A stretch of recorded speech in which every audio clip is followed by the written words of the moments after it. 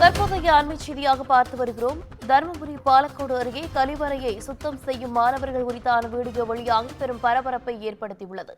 கூடுதல் விவரங்களோடு இணைகிறார் செய்தியாளர் கிருஷ்ணன். கிருஷ்ணன், வணக்கம். விவரங்கள். பாலக்கோடு அருகே பழங்குடியின பள்ளி மாணவர்களை கழிவறை சுத்தம் செய்ய வைத்த ஆசிரியர்கள் பாதி நேரம் வகுப்பறையில் மீதி நேரம் கழிவறையை சுத்தம் செய்ய மாணவர்கள் வீடியோ வைரல் பரபரப்பு ஏற்பட்டுள்ளது. தருமபுரி மாவட்டம் பாலக்கோடு அடுத்த பெருங்காடு மலை கிராமத்தில் 150 குடும்பங்களைச் சேர்ந்த சுமார் 500க்கும் மேற்பட்ட பழங்குடியின பொதுமக்கள் வசித்து வருகின்றனர். இந்த கிராமத்தில் செயல்பட்டு வரும் ஊராட்சி ஒன்றிய நடுநிலைப் பள்ளியில் 1ஆம் வகுப்பு முதல் 8ஆம் வகுப்பு வரை 150 மாணவ மாணவிகள் படித்து வருகின்றனர். பள்ளியின் தலைமை ஆசிரியராக கலைவாணி என்பவர் பணிபுரிந்து வருகிறார். இவருடன் 5 ஆசிரியர்கள் பணியாற்றி வருகின்றனர்.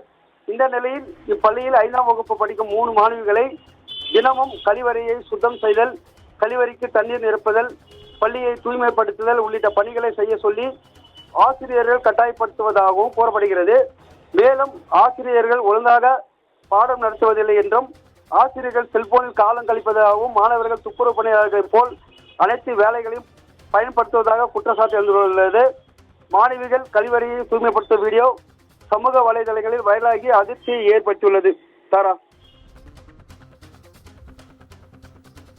விவரங்களுக்கு நன்றி கிருஷ்ணன்.